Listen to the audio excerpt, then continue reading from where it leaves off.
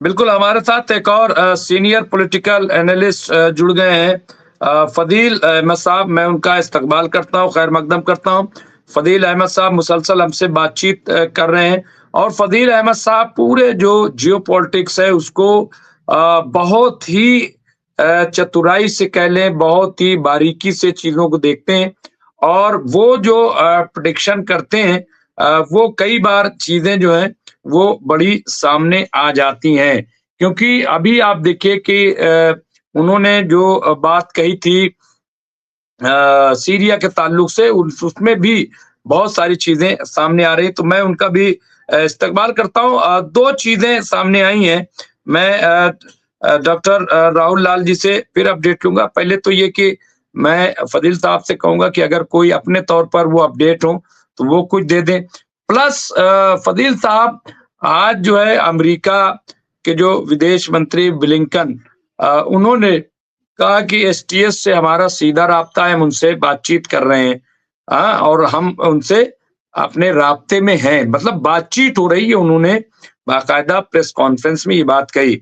दूसरी बात ये आई है कि आज जिस तरह से ऐसी खबरें राजा सिंह राजपूत, उन्होंने कहा है कि ऐसी खबर आई है कि जुलानी ने कहा है कि रोज़ी-रोटी के लिए इज़राइल जाएँ सीरियाई लोग और इज़राइल का वेलकम करें सीरिया में, नंबर 1। दूसरा ये खबर आई जो यूनुस चोरवारा साहब ने दिया है कि सीरिया के विद्रोहियों ने कहा कि हमास इज़राइल के सामने हथियार डाल दे।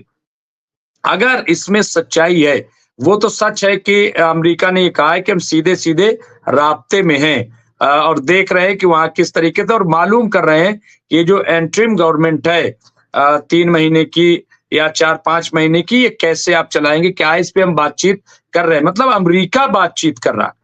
आप देखिए कि जो मुसलसल जो हमले कर रहा है और कह रहा है कि हम आईएस को मार रहे हैं, ये कर रहे हैं। मतलब ये क्या क्या क्यों ये बातचीत कर रहे हैं? नंबर 1 क्या वाक़ई कंट्रोल करने वाली बात है? और दूसरी ये खबर अगर आ रही है, तो इसमें क्या आपको लग रहा है कि वाक़ई हमास को ये डायरेक्शन दी गई है, ये या ये खबर यूँ ही उड़ाई जा रही? क्या है इसके पीछे? आप थोड़ा-सा अगर इस पे रोशनी डालें। और एक बहुत इम्पोर्टेंट बात मैं आज इस पे ज़िक्र करना न्यूज़ में भूल गया कि इराक ने भी अब ये ऐलान कर दिया है कि हम सीरिया के साथ हैं और अभी उनकी आधे घंटे पहले स्पीच हुई है जो सेक्रेटरी जनरल हिज़्बुल्लाह के हैं, तो उन्होंने भी नईम कासिम ने भी ये ऐलान किया है कि हम सीरिया के अवाम के साथ हैं, उन्हें तन्हा हम नहीं छोड़ेंगे।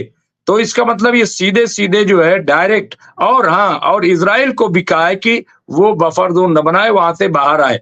तो इस तरह की बातें क्या लग रहा है आपको फ़दील साहब? सबसे पहले तो मैं अपडेट के साथ ये जो अमेरिका का इन्वॉल्वमेंट है प्लस ये जो हमास के ताल्लुक से स्टेटमेंट आया है बागी गिरोह का जो हुकूमत में है इस वक़्त। जी।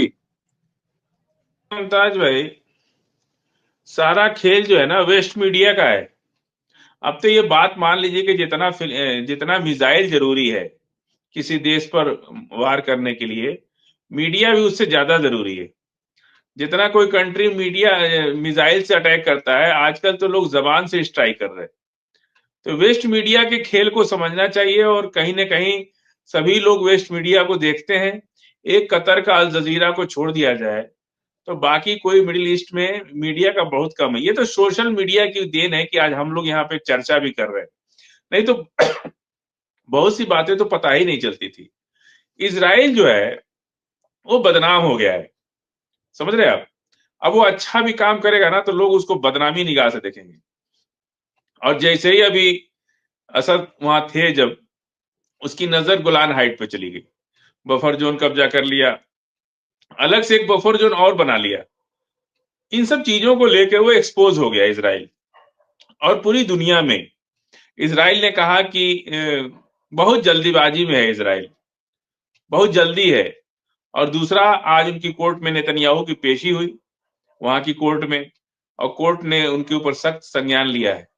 उन्होंने अपना बयान भी दर्ज कराया है नेतन्याहू ने। तो सब मिलाकर के इजराइल जो है पूरी दुनिया में बदनाम हो चुका है और मिडिल ईस्ट अब कोई इजराइल के झांसे में नहीं आने वाला।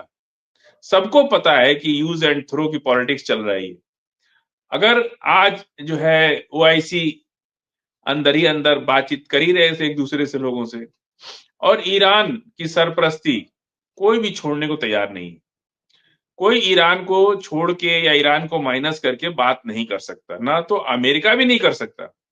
इजराइल की तो बात ही छोड़ दीजिए, अमेरिका भी ईरान को माइनस करके नहीं बात कर सकता है। और मुझे लगता है अभी राहुल भाई ने बहुत अच्छी बात कही, और इनका अलग नजरिया है चीजों को सोचने का। और इन्होंने कहा कि अमेरिका जो है वो ईरान से भी बातचीत चल रही है अंदर से। ये सच बात है कि ईरान की बातचीत चल रही है ट्रंप से, इसीलिए मामला शांत है। और इन लोगों ने एक नया महाज सीरिया खड़ा किया।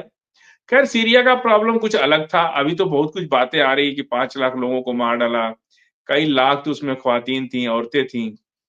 तो ये सब चीजें जो है बसरा असद से धीरे धीरे जो अंदर ही अंदर सुलग रही थी आगे ना, वो भभक गई, अचानक से भभक गई।